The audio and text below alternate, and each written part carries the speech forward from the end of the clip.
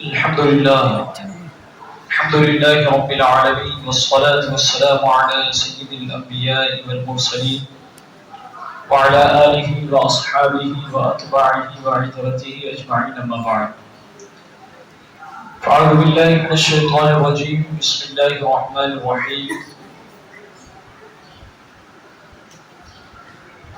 يا أيها الذين آمنوا لا تتخذوا اليهود والنصارى أولياء آمنت بالله صدق اللہ مولانا العظیم۔ آئیے ہمارا اپنی اور ساری کائنات کے مرکز عقیدت قبلہ اطاعت کعبہ انقیاد حضور نبی برحق رسول اللہ السلام کے مرشد اعظم یتیموں بیچارہ گر معلم کائنات خلد نظارہ شہر آرزو جان تمنا مرکز عقیدت ارواحنا فدا صلی اللہ تعالی علیہ وسلم کی مقدس بارگاہ میں اپنی عقیدت و محبت کا خراج الفاظ میں پیش کرتے جس طریقے سے پڑھاؤ میرے ساتھ مل کر پڑھے۔ الصلاۃ والسلام علیک یا رسول اللہ، الصلاۃ والسلام علیک یا حبیب اللہ، الصلاۃ والسلام علیک یا نبی اللہ،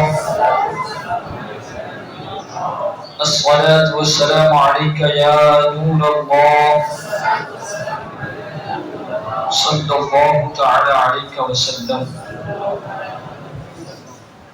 اللہ تبارک و تعالیٰ کا بے پناہ فضل ہے، اس کا کرم ہے، اس کی عطا ہے کہ ہم اور آپ اللہ کے گھر میں حاضر ہوئے۔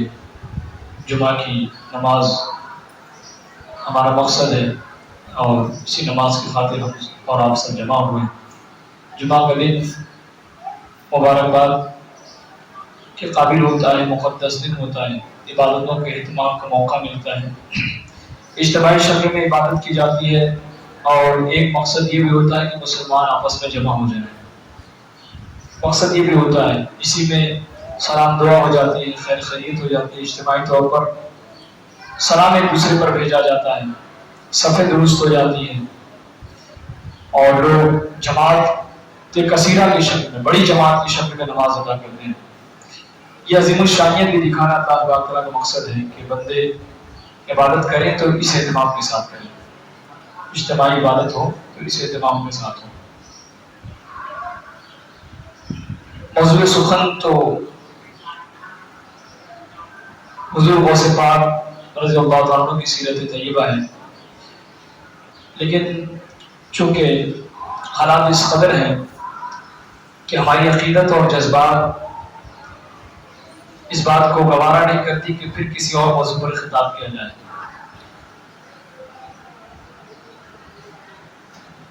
پوری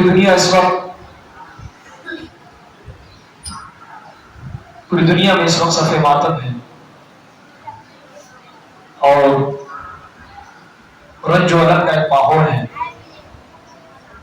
نہ جانے کتنوں نے خوشیاں دیکھنا چھوڑ دی، کتنے گھروں میں صف ماتم بچھا ہوا ہے، اور ہم نے تو حدیث پاک پڑھی ہے، قرآن پاک پڑھا ہے۔ ہمارا ایمان تو اسی پر ہے کہ یہ جو کچھ ہو رہا ہے ہمارے صبر کا امتحان ہے۔ ہم مسلمان ہیں، اسی بنیاد پر ہم سے امتحان لیا جائے گا کہ تم مسلمان ہو، لہٰذا اب تمہارا امتحان ہوگا کہ واقعی تم مسلمان ہو۔ اگر تم مسلمان نہیں تو تمہارا امتحان بھی نہیں ہے، اگر تم مسلمان ہو تو تمہارا امتحان ہوگا، اور جب امتحان میں کامیاب ہو جاؤ گے تو مسلمان ہونے کا تمغہ امتیاز تمہیں عطا کیا جائے گا، یہ سرٹیفکیٹ دے دی جائے گی، یہ شہادت دے دی جائے گی، یہ گواہی دے دی جائے گی، یہ ترہ امتیاز تمہیں دے دیا جائے گا کہ تم مسلمان ہو۔ آزمائش کے دور سے گزارا جا رہا ہے، بہت ساری آزمائشیں پہلے بھی کبھی آئی اور آئندہ بھی بہت آئیں گی، اور ابھی جس دور سے ہم اور آپ گزر رہے ہیں یہ بھی آزمائش کا دور ہے۔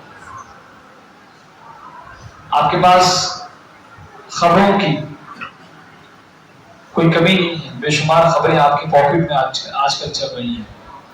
موبائل اٹھایا، خبر دیکھنے کا من ہوا تو خبر، پہلے کبھی ہوتا تھا کہ ریڈیو کے ذریعے سے اخبارات آ جائیں تو اخبارات کے ذریعے سے، اور انتظار کرنا ہوتا تھا کہ وقت ہوگا تو جو ہے۔ اب تو ایسا ہے کہ آپ جب چاہیں گے آپ کو مل جائیں گی خبریں، آپ کے پاس کا وقت ہے، آپ چاہیں گے تو جو ہے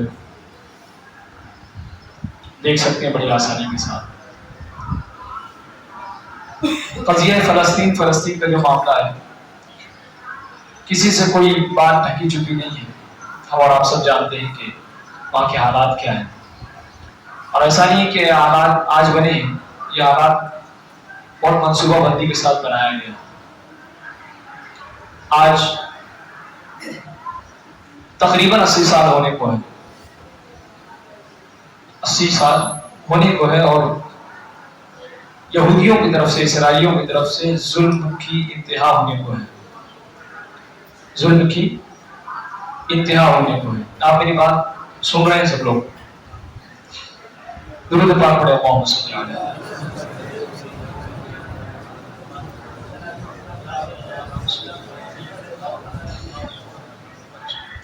ظلم جو ہے اپنے شباب پر ہے، اور عرب کا دستور تھا کہ جب جنگیں چھڑ جائیں، عرب کا دستور تھا کہ جب جنگیں چھڑ جائیں تو مظلوم کی مدد بھی کی جائے، ظالم کی مدد بھی کی جائے، دونوں کی مدد کی جائے۔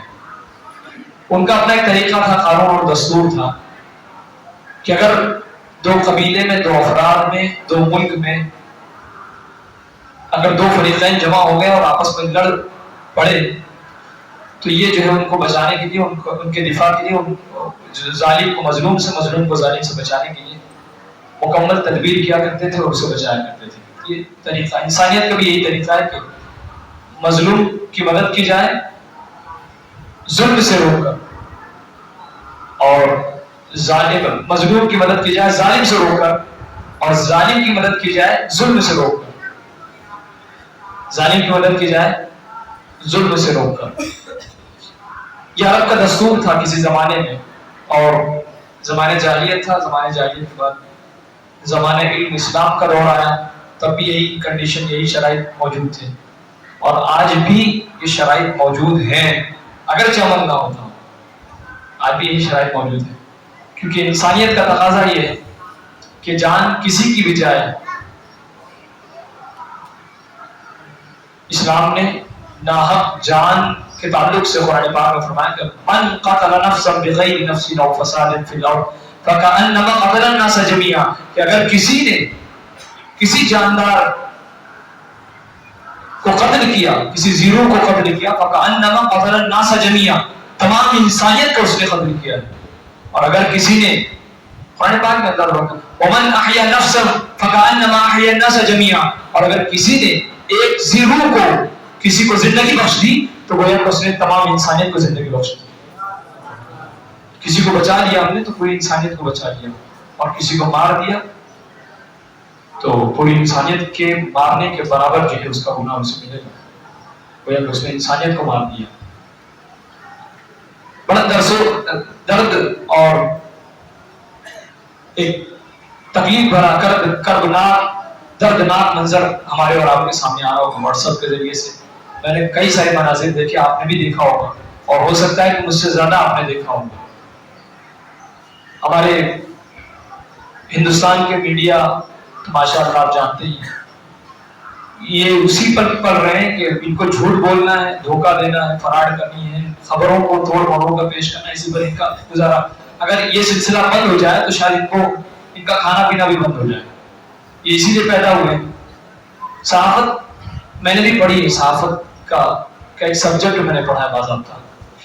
صحافت جو ہے، جرنلزم جس کو کہتے ہیں، ایک بہت بہترین جو ہے فیلڈ ہے، میدان ہے، اور ایک صحافی جو ہے ذمہ داری کے ساتھ اپنی بات کو نقل کرتا ہے اور معتمد ذرائع سے معتمد ذرائع تک پہنچاتا ہے، عوام تک پہنچاتا ہے، اور بڑی سنجیدگی کے ساتھ بات کو سلیقے سے، سچائی کے ساتھ پیش کرتا ہے۔ یہ آج کے میڈیا والوں میں آج یہ خوبی ختم ہو گئی ہے، لہٰذا جو ہے وہ سب بک رہے ہیں، اپنے ضمیر کا سودا کرتے ہیں، ان کی قیمتیں بازار میں بولیاں لگائی جاتی ہیں اور اپنی قیمتیں فروخت کر کے یہ جو ہے وہ بک جاتے ہیں، جن کے نام پر بکنا ہے۔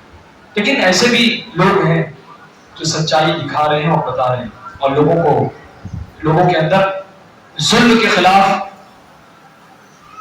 بیداری پیدا کر رہے ہیں، اور ظالم کے تعلق سے لوگوں کے دلوں میں ایک بیدار ہونے کا جو ہے وہ جذبہ پیدا کر رہے ہیں۔ تو بہرحال یہ جو یہودی ہیں، اس وقت جو پوری دنیا کے لیے درد سر بنے ہوئے، ایسا نہیں کہ یہ یہودی آج قابض ہوئے ہیں اور یہودی آج ہمیں تکلیف دے رہے ہیں. یہود کی پرانی داستان ہے. قرآن پاک میں اللہ تبارک و تعالیٰ نے اگر یہود کے معاملات کو سمجھنا ہے اور یہودیوں کے غلط رویوں کو سمجھنا ہے، یہودیوں کی برائیوں کو سمجھنا ہے، تو آپ قرآن پاک میں اللہ تبارک و تعالیٰ نے سورہ بنی اسرائیل نازل فرمائی. سورہ 15 میں پارے میں سورہ بنی اسرائیل. آپ سورہ بنی اسرائیل پڑھ لیں اور اس کی تفسیر پڑھیں، اس کا مکمل جائزہ لیں، تو آپ کو پتا چلے گا کہ اللہ تبارک و تعالیٰ نے بنی اسرائیل کو موقع بہ موقع، گاہے بگاہے، موقع سے اللہ تبارک و تعالیٰ نے عظیم نعمتوں سے نوازا. لیکن اتنی نافرمان قوم، اتنی بدبخت قوم، اتنی ناہنجار قوم کہ ہر بار اللہ کی ناشکری کی. اور حال یہ ہوا کہ اللہ تبارک و تعالیٰ نے ان پر مفسرین نے بیان کیا قرآن پاک میں کہ پھر ہم نے ان پر جو ہے وہ ہم نے مفسرین نے کہا کہ 9 قسم کے عذاب نازل کیے، کچھ مفسرین نے کہا کہ 11 قسم کے اللہ تبارک و تعالیٰ نے عذاب نازل کیے. کمل، جوں کی بارش کر دی گئی ان پر.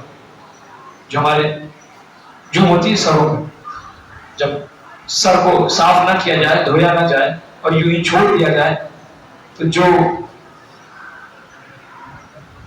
پتنگا یا جو کیڑا جو ہے ہمارے سروں میں لگ جاتا ہے، تکلیف دیتا ہے، ان کیڑوں کی بارش کی گئی بنی اسرائیل پر.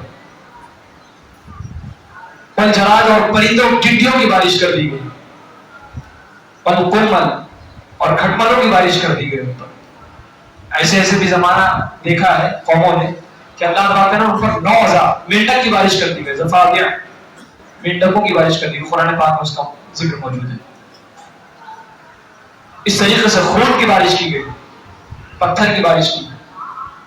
انہی کی غلط رویوں کی بنیاد پر یہود کی اللہ تعالیٰ نے بے شمار نعمتوں سے سرفراز فرمایا تھا اور کہا تھا کہ تم ہماری خلوص سے دل کے ساتھ اپنے نبیوں کا احترام کرنا، احکام خداوندی کی بجاوری کرنا، اور جو تمہیں دیا جا رہا ہے اس پر اللہ کا شکر ادا کرنا.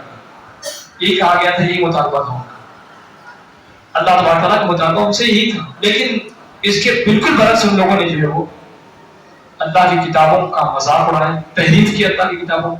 خود اللہ تعالیٰ کے تعلق سے جو ہے اتنا برا عقیدہ ان لوگوں نے اپنے دل و دماغ میں بسا دیا کہ قرآن پاک نے جس کو نریٹ کیا ہے، قرآن پاک نے جس کو بیان کیا ہے، قرآن پاک میں اللہ تعالیٰ کا بیان فرماتا ہے کہ اللہ تبارک تعالیٰ کے ساتھ ساتھ دوسروں کو بھی عبادت میں شریک کر لیا کرتے تھے. وہ عبادت تو رب کی کرتے تھے، لیکن ایسا ہوتا تھا کہ وہ ان کے ساتھ بے شمار معبود گن لیا کرتے تھے اور فقط ایک خدا کی نہیں، بے شمار خداؤں کی عبادت کیا کرتے تھے. قرآن پاک نے اس کا بیان کیا، الم تر الی الذین اوتوا نصیبا من الکتاب یؤمنون بالجبت والطاغوت. یہ جبت اور طاغوت پر بھی جو ہے ایمان لاتے ہیں ایسے لوگ ہیں. پھر اس کے بعد جو ہے وہ اللہ کے تعلق سے ان کا عقیدہ، ہم تو بڑے ہی ادب و احترام کے ساتھ اپنے رب کو یاد کرتے ہیں، ارحم الراحمین کہتے ہیں، اکرم الاکرمین کہتے ہیں، خالق رازق مالک، نہ جانے اس کے 99 صفات موجود ہیں اور لاتعداد اس کے وصف موجود ہیں. جن ناموں سے پکارو سب اسی کے نام، صفاتی نام، جو خوبیوں والے نام ہیں اس نام سے اپنے رب کو پکارو، اللہ تبارک تعالیٰ سنتا ہے. یہ بدتمیز اور بے ادب لوگوں کا حال یہ کہ اللہ تعالیٰ کے تعلق سے کہتے ہیں کہ ید اللہ وقالت الیہود ید اللہ مغلولہ، کہ اللہ کا ہاتھ نعوذ باللہ شل ہو گیا، لوٹ ہو جانا. کہ یہودیوں کا عقیدہ. قرآن پاک آپ جب پڑھیں گے تو یہ تمام چیزوں کا ذکر موجود ہے. اس لیے کہا گیا کہ قرآن پاک پڑھیں. آپ جب قرآن پاک پڑھیں گے تو آپ کو اپنا عقیدہ سمجھ میں آئے گا اور آپ مسلمان ہیں. آپ کو یہ جان کر خوشی ہوگی، محسوس کریں گے کہ واقعی ہم مسلمان ہیں. اللہ تعالیٰ نے ہمیں یہودی نہیں بنایا، نصرانی نہیں بنایا، عیسائی نہیں بنایا، یا ہندو نہیں بنایا، غیر مسلم نہیں بنایا، مسلمان بنایا. وسماکم المسلمین، تمہیں مسلمان بنایا اس نے. اور مسلمان بنایا ہے تو اللہ تبارک تعالیٰ کا تقاضا یہ ہے کہ ہم نے تمہیں مسلمان بنایا ہے، لہٰذا مسلمان بن کر رہنا، وَلَا تَمُوتُنَّ إِلَّا وَأَنْتُم مُسْلِمُونَ، اور مسلمان بن کر ہی ہمارے پاس آنا. یہ اللہ تعالیٰ کا تقاضا ہے، بیچ میں ادھر ادھر نہ بھٹکنا. تو جو ہے وہ کہتے تھے کہ نعوذ باللہ اللہ تعالیٰ کے تعلق سے اس قدر بے ادب لوگ کہ اپنے رب کے بارے میں، اپنے خالق کے بارے میں جن کا عقیدہ تبدیل ہو جائے، پھر انہیں کون دوزخ کے عذاب سے بچا سکتا ہے. کہ دنیا بھی خراب آخرت بھی خراب. بہرحال پھر اس کے بعد ان لوگوں نے کلام اللہ میں اللہ کے کلام میں تحریفیں کی جو چاہا من چاہیے. اللہ نے اگر کہیں پر حرمت والی آیتیں موجود تھی تورات کے اندر, حرمت والی آیتیں موجود ہے کہ فلاں چیزیں حرام ہیں, یہ حرام ہے, وہ اس کو حرام کر دیتے ہیں. اور جن چیزوں کو اللہ تعالیٰ نے حلال قرار دیا تھا ان چیزوں کو حرام قرار دیتے تھے. جو چاہتے تھے من چاہیے اس میں گھٹا بڑھا دیا. لیکن قرآن پاک ایک ایسا معجزہ ہے کہ جس میں ہم جو ہے وہ گھٹا بڑھا نہیں سکتے. اللہ تعالیٰ نے اس کی حفاظت کی ذمہ خود لی ہے. پہلے کی کتابوں کی ذمہ داریاں ان کے نبیوں کو سپرد کی گئی تھی کہ تمہیں اس کی حفاظت کرنی ہے, تمہیں دیا گیا ہے, یہ امانت دی گئی ہے, لہٰذا اس کے محافظ تم ہو, اس کی حفاظت تمہاری ذمہ داری ہے. لیکن وہ بس وہ اتفاق کہ وہ محفوظ نہ رہ سکے, انہوں نے تبدیلیاں کی, اس قدر تبدیلیاں کی کہ پھر وہ چیزیں اپنی اصلی حالت پر باقی نہیں رہی. پہلے یہود و نصارہ اور عیسائی اور یہ مسلمان یہ سب اہل کتاب ہیں, کتاب کے ماننے والے, آسمانی نظام کے ماننے والے. لیکن ہم تو ابھی تک آسمانی نظام کو مانتے ہیں, اسی کے مطابق چلتے ہیں. لیکن باقی عیسائی, نصارہ اور یہودی یہ سب جو ہے کسی نہ کسی طریقے سے آسمانی قانون سے انحراف کر گئے. آسمانی قانون کو چھوڑ دیا, من چاہی قانون پر عمل کرنا شروع کر دیا. یہی اسی وجہ سے وہ گمراہ ہو گئے, اسی وجہ سے وہ گمراہ ہو گئے. اور پھر آج گمراہیت کا حال یہ ہے کہ پوری دنیا کے گردے سے بن گئے. تو وہ قرآن پاک نے ان کو کہا کہ وہ اللہ کے کلام میں بھی تحریف کرنا شروع کر دیا. اتنے نڈر, اتنے بے باک ہو گئے, اتنے باغی ہو گئے کہ انہوں نے اللہ کے کلام میں بھی جو ہے وہ تحریف کرنا شروع کر دیا. من چاہی جو چاہا وہ کیا.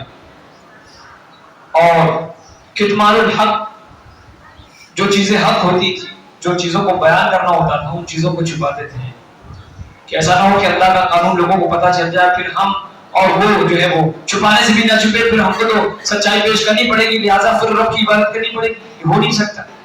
اس لیے وہ حق کو چھپاتے تھے اور حق میں آمیزش کر کے, مکس کر کے جو ہے وہ اپنے طریقے سے اسے پیش کرتے تھے. یہ یہودیوں کی عادت تھی. فصل قرآن پاک نے ان کی 20 برائیوں کو بیان کیا, 20 برائیاں جو یہودیوں کے اندر موجود تھی, اور کہیں نہ کہیں اس کی وجہ سے ہمارے اندر بھی وہ چیزیں پیدا ہو رہی ہیں. یہودیوں کی وہ 20 برائیاں.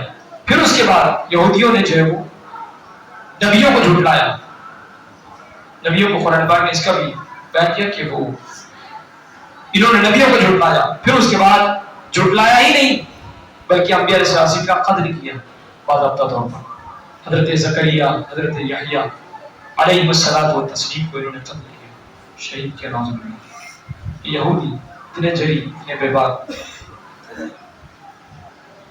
قرآن پاک نے اسے مطالبہ کیا کہ کل فلم تقتلون انبیاء اللہ من قبل ان کنتم مؤمنین, اگر تم پہلے ہی مومن تھے, مسلمان تھے, تو پھر تم نے اللہ کے نبیوں کا قتل کیوں کیا؟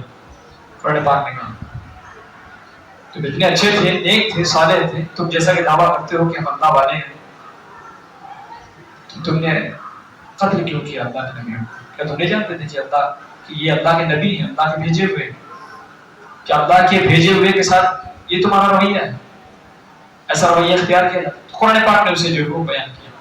اس کے علاوہ برائی میں اس قدر جو ہے منہمک ہو چکے تھے, اتنا زیادہ برائی میں پڑ گئے تھے کہ ان کا دل سخت ہو گیا. اب اچھی بات انہیں اثر نہیں کرتی. قسوۃ القلب, دل تنگ ہو گیا ان کا.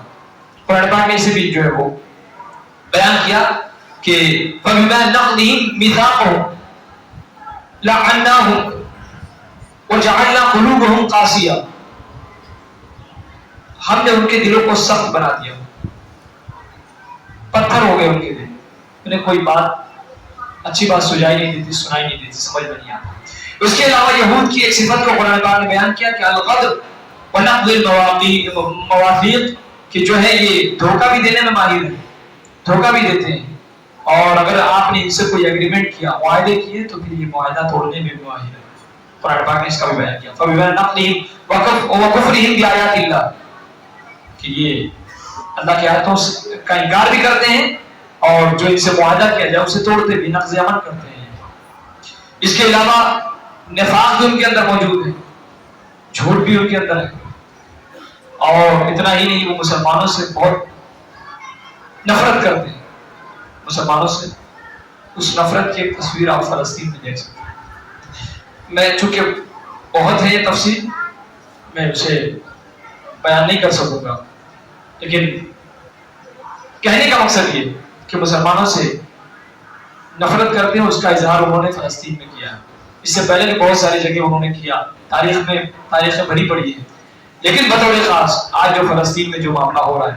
اور پھر حدیث پاک اللہ کے رسول تاجدار دو عالم صلی اللہ علیہ وسلم فرماتے ہیں کہ ان ھذا الامر نبوہ، کہ اسلام کی جو شروعات ہے نبوت سے، اور پھر اس کے بعد یہ نبوت تمہارے لیے رحمت ہے، اور پھر اس کے بعد خلافت ہوگی، وہ بھی تمہارے لیے رحمت ہوگی، پھر اس کے بعد جو ہے تمہارے لیے بادشاہوں کا دور چلے گا، وہ بھی تمہارے لیے رحمت ہے، اور پھر اس کے بعد امارت کا دور چلے گا، یعنی امیر منتخب کیے جائیں گے، وہ بھی تمہارے لیے رحمت ہوگا۔ اس کے بعد جو ہے سرکار دو عالم صلی اللہ علیہ وسلم نے ارشاد فرمایا، قرآن کی روایت سرکار فرماتے ہیں کہ پھر اس کے بعد جبروتی حکومت آئے گی، طاغوتی حکومت آئے گی، جبابرہ بہت ظالم ہوں گے، اور پھر اس کے بعد جو ہے یتکالمون علی یتکالمون حمیر فعلیکم بالجہاد، یہ گدھوں کے مانند ہوں گے، گدھوں کے مانند، حدیث پاک میں۔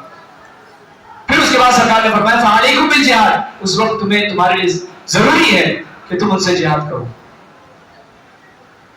تم ان سے جہاد کرو۔ وَإِنَّ أَفْضَلَ جِهَادِكُمْ الرِّبَاطُ، اور سب سے بہترین جہاد جو ہے رباط کا جہاد ہوگا۔ رباط جو ہے فلسطین کی ایک جگہ ہے، اور وَإِنَّ أَفْضَلَ رِبَاطِكُمْ عَسْقَلَانَ، اور رباطوں میں عسقلان نامی جو شہر ہے وہاں پر آج جو حدیث پاک پڑھنے کے بعد جو ہے ہمارا ایمان تازہ ہو جاتا ہے کہ سرکار دو عالم صلی اللہ علیہ وسلم نے سے 1400 سال پہلے یہ بات کہی تھی، اور وہ باتیں آج ہماری نظروں کے سامنے ہیں۔ جو پڑھتے ہیں جن کا پوری طریقے سے مطالعہ ہے اور حدیث اور قرآن پاک کی پر جن کی نظر ہے، وہ یہ جان رہے ہیں کہ کیا ہو رہا ہے، یہ سب سمجھ رہے ہیں۔ اور پھر سرکار دو عالم صلی اللہ علیہ وسلم کے ارشاد کے مطابق یہود اپنے مقتل میں اپنے قتل کی جگہ آئیں گے، اور اسی طریقے سے وہ ہجوم در ہجوم آتے جا رہے ہیں، جمع ہو جائیں گے، اور قرب قیامت جب وہ جمع ہوں گے تو پھر اس کے بعد ان کو قتل کیا جائے گا۔ تو میں نے گزشتہ ہفتے کہا تھا آپ سے کہ پھر اس کے بعد ہر شجر گواہی دے گا، ہر حجر گواہی دے گا، اور ہر چپا چپا، ہر گوشہ گوشہ یہ گواہی دے گا کہ اے مسلمان، تو کہاں ہے؟ دیکھ میرے پیچھے یہودی چھپا ہوا ہے، میرے دامن میں ایک یہودی چھپا ہوا ہے، لہذا آ اور اس یہودی کو پکڑ اور اسے قتل کر۔ حدیث پاک۔ تو دعوے تو سب کے ہیں۔ عیسائی بھی دعویٰ کرتے ہیں کہ فلسطین اور بطور خاص وہ جو مسجد اقصیٰ کا جو احاطہ ہے، وہ جو حرم ہے اس کا بہت بڑا ایریا ہے، بہت بڑا خطہ ہے، سب ہمارا ہے۔ عیسائی بھی دعویٰ کرتے ہیں، یہودی بھی دعویٰ کرتے ہیں، مسلمان بھی دعویٰ کرتے ہیں، لیکن قرآن پاک نے کہا کہ ان الارض یرثها عبادی الصالحون، کہ وہ جو پاکیزہ سرزمین ہے اس کے حقدار کوئی اور نہیں، اس کے وارثین ہمارے نیک بندے ہوں گے انشاءاللہ، یہ نیک بندے ہوں گے، ہم اور آپ انشاءاللہ۔ اگر وہ زمانہ رہا تو ہم اور آپ اپنی نگاہوں سے دیکھیں گے۔ ایک دور تھا کہ جناب حضرت عمر رضی اللہ عنہ کے زمانے میں جب بیت المقدس فتح ہوا اور پھر یہودیوں عیسائیوں کے قبضے سے جو ہے وہ نکل رہا تھا، عیسائی حضرت عمر رضی اللہ عنہ کو چابیاں سپرد کرتے ہیں، ذمہ داریاں سپرد کرنے کے بعد جب وہ جا رہے ہوتے ہیں تو وہاں ایک شرط منظور ہوتی ہے کہ ایسا ہے کہ ٹھیک ہے ہم بیت المقدس مسجد اقصیٰ کو جو ہے ہم چھوڑ کر جا رہے ہیں، لیکن ہماری بھی کچھ شرطیں ہیں۔ حضرت عمر نے کہا ٹھیک ہے بتائیے کیا ہے؟ تو آپ نے کہا کہ ایسا ہے کہ آپ یہودیوں کو اس میں داخل ہونے نہ دیں۔ کنہوں نے کہا؟ عیسائیوں نے کہا کہ یہودیوں کو اس میں داخل ہونے مت دیں۔ عیسائیوں کی، یہودیوں کی رنجش عیسائیوں سے ہے، لیکن ظلم اور بربریت کا نشانہ کون بن رہا ہے؟ کون بن رہا ہے بتائیں؟ مسلمان بن رہے ہیں۔ کرے کوئی بھرے، بولے بھائی، کرے کوئی بھرے کوئی۔ تو اب حضرت عمر رضی اللہ عنہ سے جب ان لوگوں نے کہا کہ ٹھیک ہے ہم جا رہے ہیں لیکن ہماری بھی کچھ شرطیں ہیں، یہ شرط یہ ہے کہ آپ یہودیوں کو یہاں پر داخلہ نہ دینا، تو حضرت عمر نے کہا کہ یہ تو مقام خاص ہے، اللہ کا گھر ہے اور سبھی کے لیے مقدس ہے، ہم کیسے لوگوں کو آنے والوں کو روک سکتے ہیں، لہٰذا یہ شرط ہم مناسب نہیں لگتی۔ تو انہوں نے کہا ٹھیک ہے، اچھا اگر یہ شرط منظور نہیں ہے تو دوسری شرط یہ ہے کہ آپ بیت المقدس کے ارد گرد، مسجد اقصیٰ کے ارد گرد جو ہے آپ یہودیوں کو بسنے مت دیجیے گا۔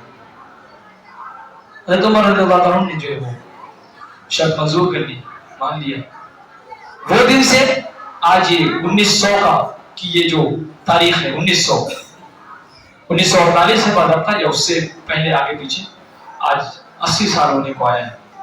ہم نے انہیں آبادی کا موقع دیا, انہیں بسنے کا, سر چھپانے کا, سر ڈھانکنے کا موقع دیا اور انہوں نے ہماری زمینوں پر قبضہ کر دیا. یعنی کوئی کسی کے ساتھ احسان کرے تو احسان کے بدلے میں وہ ظلم کر رہے ہیں. یہ ہے اس کا. لوگوں نے انہیں سر چھپانے کی جگہ دی, کوئی ملک نہیں تھا ان کا, رہنے کی جگہ دی کہ آپ یہاں پر رہیں, ٹھیک ہے, سکون شانتی کے ساتھ جیسے اور رہ رہے ہیں ویسے آپ رہیں. لیکن انہوں نے کیا کیا, آج اس کے بدلے میں انہوں نے ظلم و بربریت کا جو ماحول پیدا کر رکھا ہے اس کا کوئی حساب نہیں. آج پوری دنیا کیا کر رہی ہے, مسلمان کا خون ہے, پانی ہے, یوں بہ رہا ہے, کسی کو اس کی فکر نہیں ہے. 57 ممالک ہیں, متحد ہونے کا یہ حال ہونا چاہیے تھا کہ اگر 2 آدمی دھمکا دے تو مد مقابل ڈر جائے اور سرنڈر ہو جائے. لیکن یہاں تو سب بزدل ہو گئے ہیں, سب ڈر چکے ہیں کہ ہمارا کیا ہوگا, ہمارا جب کوئی نہیں ہوگا تو آپ کا کیا, جب آپ کی مسجد نہیں ہوگی, آپ کے مرکز عقیدت پر جو وار کیا جائے گا تو پھر آپ رہ کے کیا کرو گے, آپ کا کیا ہونا ہے, کچھ نہیں. اللہ کا گھر محفوظ نہیں ہوگا تو آپ محفوظ رہ کے کیا کریں گے, آپ محفوظ رہیں گے اس بات کی کیا گارنٹی ہے جب اللہ کا گھر محفوظ نہیں ہے, نبیوں کی سرزمین محفوظ نہیں ہے تو آپ رہ کے کیا کریں گے. ہم اگر اتنا ہی کچھ کہہ دیں تو احتجاج بھی نہیں کر سکتے. ہمارے ملک میں تو اب یہ معاملہ ہے, سیاسی رخ کس طرف کروٹ لے رہا ہے کچھ سمجھ میں نہیں آ رہا. یہ سب قیامت کی چالیں ہیں اور یہ جتنے دن آ رہے ہیں سب قیامت نما دن ہیں. دیکھیں آپ, ایک سے ایک مناظر ہیں, میں تو دیکھ کے روٹے کھڑے ہو جاتے ہیں. میں تو کہتا ہوں کہ جتنے سخت دل لوگ ہیں جو نماز نہیں پڑھتے, جنہوں نے آج تک توبہ کی توفیق نہیں ہوئی, انہیں یہ تمام ویڈیو دیکھنا چاہیے. میرے خیال سے وہ ضرور جو ہے وہ نرم دل ہو جائیں گے اور کانپنے لگیں گے ان کے اعضاء جو ہے وہ, اور بہت ممکن ہے کہ وہ دیکھ کے رونے لگیں. ایسے ایسے مناظر سامنے آتے ہیں کہ نہتے ننے بچوں کو جو ہے وہ شہید کیا جا رہا ہے. کس جرم کی بنیاد پر, کیا سزا ہے ان کی, اور کیا ان کا جرم کیا ہے؟ یہی کہ وہ مسلمان ہے, یہی کہ وہ مسلمان ہے. بس 1 ماہ کا بچہ ہے, 3 ماہ کا بچہ ہے, 2 سال کا بچہ ہے, 4 سال کا بچہ ہے. حد تو یہ ہے کہ اسلام نے جو قانون بنایا ہوا ہے, ایک دستور اسلام نے, جنگ کے بھی اپنے قانون ہیں, جنگ کا بھی اپنا ایک اصول اور دستور ہے کہ جو جنگ کے لیے تمہارے سامنے آئے ابھر کر, تمہارے سامنے جنگ کے لیے ظاہر ہو, تم ان سے جنگ کرو گے, اور یا پھر جس نے تم سے جنگ کی بات کی ہے تم ان سے جنگ لڑو گے, اور جس طریقے سے تم سے جنگ لڑی جا رہی ہے تم اسی طریقے سے جنگ لڑو گے. یہ جنگ کے اصول ہیں. لیکن تم نے ظلم کی تمام حدیں پار کر دی ہے. تم نے ہر ان لوگوں کو تم نے تکلیف دیا ہے اور ظلم کیا ہے جن سے تمہاری کوئی جنگ نہیں تھی. جنگ پہ حماس والوں سے تھی, تم کرتے ہو ان سے مقابلہ, چن چن کے مارتے ہو انہیں, ڈھونڈ ڈھونڈ کے مارتے تھے اگر تمہیں مارنا تھا. لیکن تمہیں حماس والوں کی آڑ میں تم نے نہ جانے کتنے بچوں کا خون تم نے بہایا ہے, کتنے عورتوں کو تم نے بیوہ کر دیا ہے, اور کتنے بزرگوں پر تم نے جو ہے وہ کتنے بزرگوں کی تم نے جان لے لی, کتنے نوجوانوں کو تم نے شہید کر دیا, کتنے مسجدوں کو تم نے ڈھا دیا, کتنے ہاسپٹل پر تم نے جو ہے وہ بمباری کر دی, اور نہ جانے کتنے فصلیں تم نے خراب کر دیا. اور ظلم کی اتہاس ہونے آپ کہ ان کے لیے کھانے کا یعنی پینے کا سسٹم پورا بند کر دیا گیا, اور کھانا پانی تمام چیزیں بند کر دی گئی, یہاں تک کہ الیکٹریسٹی بند کر دی گئی, نیٹ سروس بند کر دی گئی, الیکٹریسٹی بند کر دی گئی. اور اب تو ایسا ہے کہ ان کے لیے وہ راستے بھی بند کر دیے گئے کہ جس راستے سے ان تک کوئی مدد پہنچائی جا سکے. ظلم کی انتہا ہے. یہود پہلے سے یہ سب کرتے آئے ہیں, آج ان کے لیے کوئی بات نہیں ہے. پہلے بھی انہوں نے یہی کام کیا ہے, تو ان کی سرش میں یہ حرکت ہے کہ ہم اس طریقے سے کر رہے ہیں. دنیا کو آپ کیا میسج دینا چاہتے ہو؟ یہاں تک کہ ان کے شر سے ہاسپٹل محفوظ نہیں رہا, پوری دنیا نے جو ہے وہ مذمت کی ہے. ہاسپٹل میں کون لوگ ہوتے ہیں آپ کو معلوم ہوگا. یہ دنیا کا اصول اور قاعدہ قانون ہے کہ آپ ہاسپٹل پر حملہ نہیں کر سکتے, اسکولوں پر, مسجدوں پر, عورتوں پر اور بزرگوں پر, بچوں پر, ان پر آپ کا حملہ, اور فصلوں کو تباہ نہیں کر سکتے. یہ دنیا کا قانون ہے, منشور ہے جنگ کے. تم نے جنگ کے وہ جرائم تم نے کیا ہے کہ آج دنیا کا سب سے بڑا دہشت گرد اگر کوئی ہے تو اسرائیل, اور دہشت گردوں کا ساتھ دینے والے بھی مل جاتے ہیں.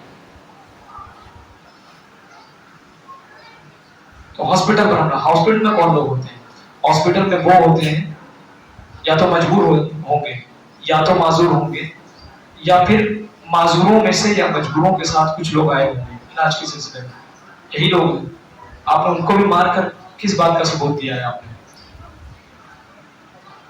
तो इस तरीके से जो है हालात बस से बदतर होते चले जा रहे हैं। अभी तक हमारे मुस्लिम ममालिक को ये तौफीक नहीं मिली कि वो फौरी तौर पर कोई एक्शन ले। अभी तो सोच रहे हैं, सब मीटिंग कर रहे हैं, जब जाने तबाह हो जाएंगी, हजारों हजार मर चुके होंगे, तब इन्हें तौफीक होगी, फिर खड़े होंगे और कहेंगे अक़वाम मुत्तहिदा भी यही हाल है, अक़वाम मुत्तहिदा का माजी में भी यही हाल रहा है कि उन्होंने जो है जो फैसले किए हैं सब नाहक फैसले किए हैं, गैर जानिबदाराना फैसला किया है, और एक दानिशमंद ज़हन को जो फैसला करना चाहिए था उसके बिल्कुल बात जो अक़वाम मुत्तहिदा फैसला किया, उन्होंने ये किया।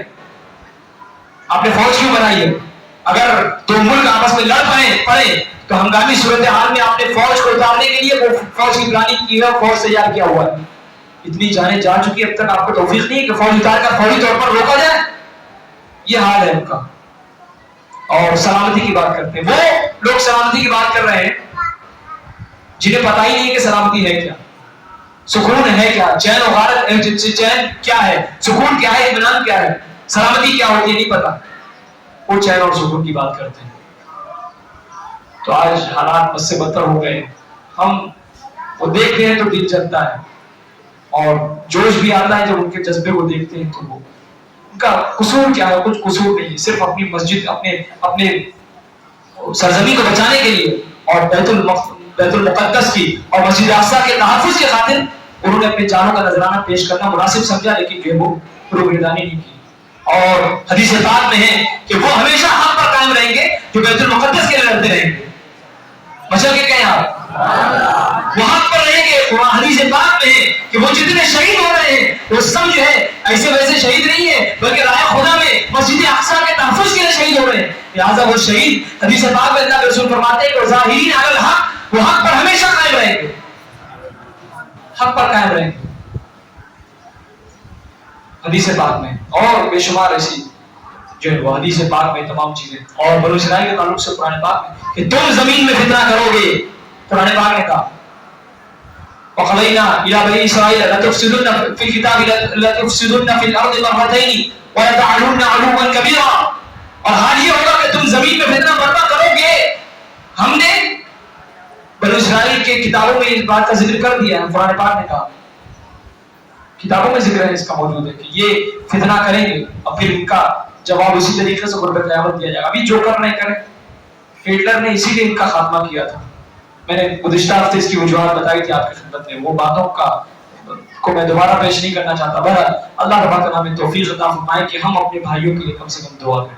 इस वक्त हम भी बेबस हैं और हमारे मुल्क के जो जिम्मेदारान है, जो रहनुमा है, रहनुमा तो हम नहीं कहेंगे, वो राह क्या दिखाते हैं, राह भटकाते हैं, रहनुमा नहीं है वो। तो हमने जिन पर एतमाद किया था और जिनसे बड़ी हमारी तवक्कुआत थी कि कम से कम वो हंगामी सूरत हाल में आप किसी का सपोर्ट नहीं कर सकते, तो कम से कम इतना तो कर सकते हैं कि स्टॉप वार, आप जंग बंद करो, जंग बंद करो। कम से कम ये नारे तो दे सकते थे आप, जंग बंद करो, जाने जा रही है, जिसकी भी जाती हो जाने जा रही है, आप जंग बंद करो।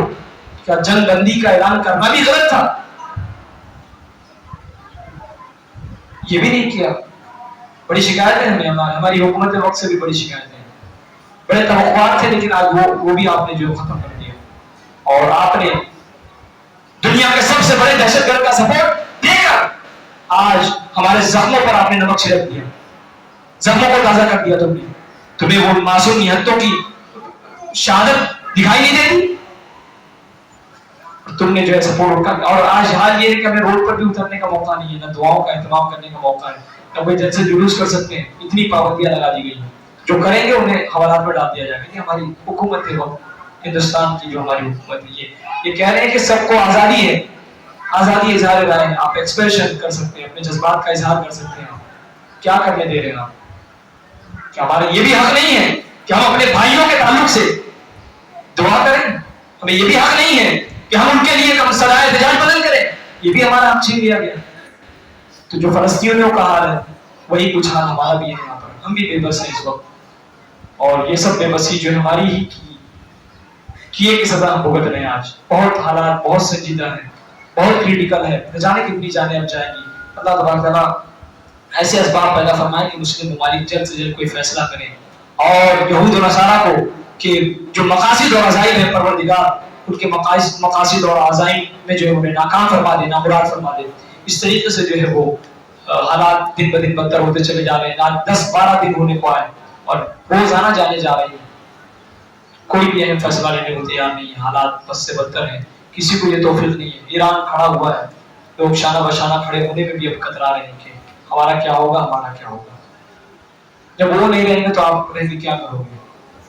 तो इसलिए जो है ऐसे वक्त में हम उनके लिए कुछ नहीं कर सकते इस वक्त, और वाकई कुछ नहीं कर सकते। अगर चंदा भी होता तो हम उनके चंदे का एहतमाम करके हम उनके लिए कम से कम राहत रसानी के जो असबाब पैदा होते, दवाओं का एहतमाम होता, खाने पीने का एहतमाम होता तो वो भी करते।